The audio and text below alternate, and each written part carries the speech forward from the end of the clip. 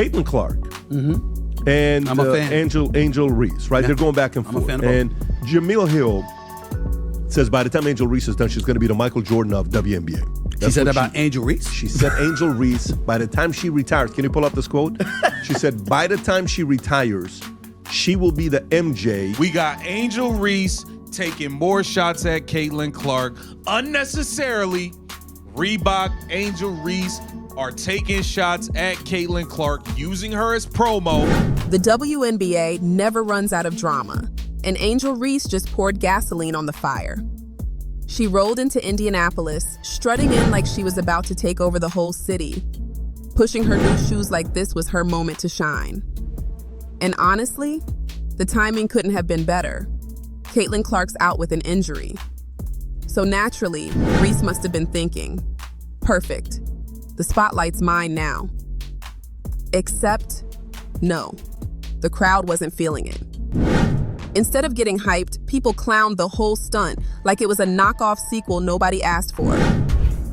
We shall never know peace, at least when it comes to the WNBA space. It was this ad that Angel put out, and I don't know if this is part of a larger campaign where it's going to be similar themes in similar places, but because of where the WNBA All-Star Game is, and because of who plays on the Indiana Fever in the home city of the WNBA All-Star Game, it's going to raise some eyebrows, let's say. Turns out, trying to hijack Caitlin Clark's hometown while she's sidelined, yeah, that's not a power move. It's a flop unfolding in real time.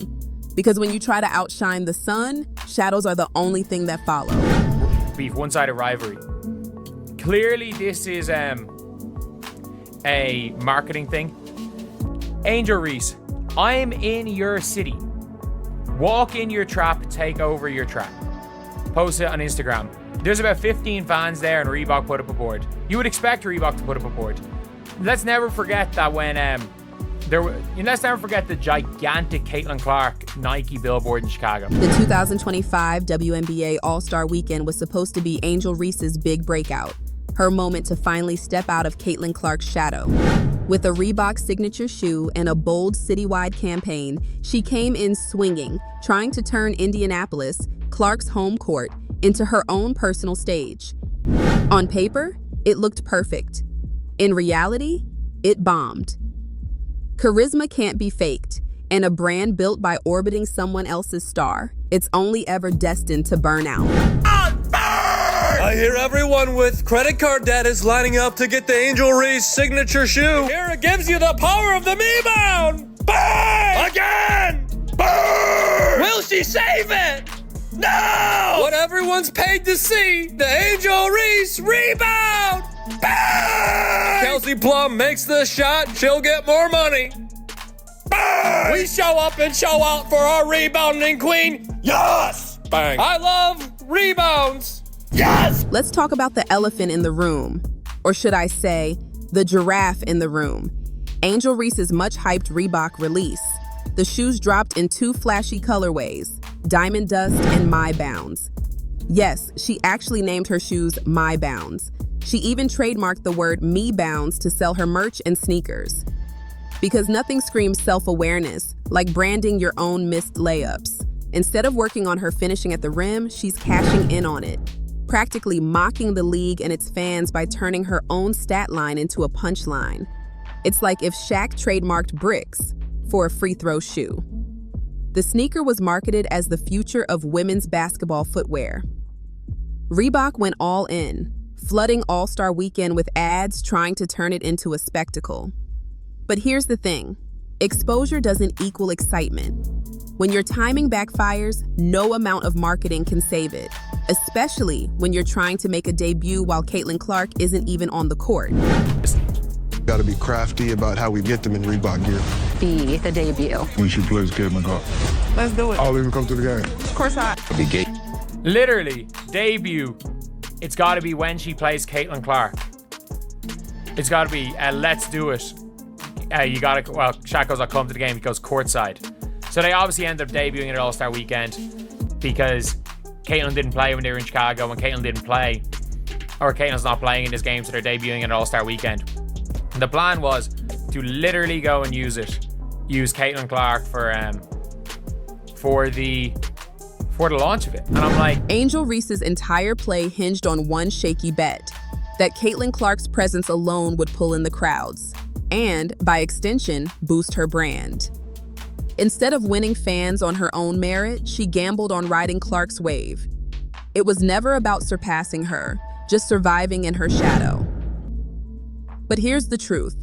When one player already owns the room, clinging to her spotlight only makes it clearer who's really in control. But a brutal blow was dealt to the league's chances of drawing a major audience when star guard Caitlin Clark announced that she wouldn't be competing in the three-point contest or the All-Star game, both of which she was planning to do because of a groin injury. Angel Reese's camp tried to squeeze every last drop out of the so-called rivalry, hoping it would keep them relevant. But fate had other plans.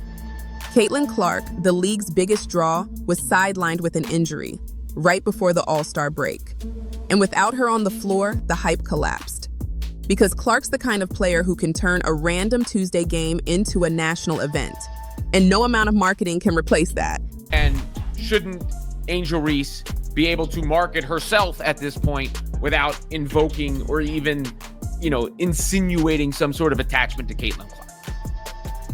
Because if I'm being honest about it, people say that moment was huge. It will live forever. That moment will live forever. But Caitlin Clark was on this trajectory already. And if anyone has benefited more from the attachment, at least from an attention standpoint, it's been Angel Reese. And shouldn't Angel Reese be able to market herself at this point without invoking or even insinuating some sort of attachment to Caitlin Clark? Because if I'm being honest here, yeah, that moment, that viral moment, it'll live forever. But let's be real. Caitlin Clark was already on that trajectory. And if anyone's benefited more from that connection, at least from an attention standpoint, it's been Angel Reese. The numbers told the story no one wanted to admit. In 2024, Caitlin Clark's All-Star appearance shattered records, 3.4 million viewers. She turned the game into a cultural event. Fast forward to 2025. Clark's absence sent ratings into a nosedive, crashing to 2.1 million. That's a staggering 36% drop. The game, in her own backyard, lost its magic. Angel Reese's big moment unraveled, because without Clark, the spotlight just didn't shine as bright. 1.25 million viewers tuned out. 1,250,000 viewers out of there. Gone. Back to me. Well, 36% ratings drop. Angel Reese had to watch her entire campaign crumble in real time. Ticket values tanked. Fans didn't bother showing up. And not even scalpers could save the hype. Without the one star everyone truly cared about, Caitlin Clark, the All-Star game felt empty. Ratings dropped, and the league learned a harsh truth. Without Clark, their biggest events lose their magic. Sometimes you gamble big, and the audience answers with silence. But the WNBA All-Star Game ratings have come out, and all I could think of right off the bat was 4 little letters. F-A-F-O. F around and find out. You bleep around and find out what this league looks like without Caitlin Clark being involved in your biggest events. Kathy Engelbert, this should be a perfect example of why you need to get your officiating cleaned up. Nothing captured the WNBA chaos quite like Angel Reese's blunder. Her "I'm in your city" campaign came off less bold and more like an invasion into enemy territory. With Caitlin Clark sidelined, Reese's move looked desperate, like someone trying to steal a crown while the rightful queen was absent. Instead of seizing the moment, it backfired spectacularly. Fans weren't impressed, and the league was left scrambling for relevance. You had the Angel Reese saying that she was, taking over Indiana, and there's about 15 fans there. And more of them wearing Caitlin Clark merch than her merch. She pulls up with about 15 fans, and I'm like, take over, Angel, take over. This is her city now. And I'm like, she's never won a game in Indiana. I mean, it's clear. Fans sent a blatant message, a shot across thou bow. All right? And your ship, well, without Caitlin Clark, the WNBA and all their pay us what you owe us action, that action will sink. That action will sink. Reese's campaign blanketed everything. Billboards, digital ads, Instagram reels, screaming confidence with captions like, I'm in your city, walk in your trap, take over your trap. It was branded as a bold takeover, but without real resistance to face, it all felt hollow. Critics came for her game, accusing her of stat padding and failing to elevate her team. Meanwhile, Caitlin Clark's dominance loomed in the background, making all the trash talk feel like empty noise. It's not about one person, no matter how many times WNBA and Kathy Engelbert say so. That's virtue signaling in the most disingenuous form. It's Caitlin Clark. As soon as they educate the players on how to deal with this, not as petty, jealous petty hags, all will be better off. By the end, fans saw right through it. Social media erupted, roasting the stunt. Tweets mocked her, saying she couldn't sell shoes without clinging to Caitlin Clark's name. Others joked there were more cameras than fans in the stands.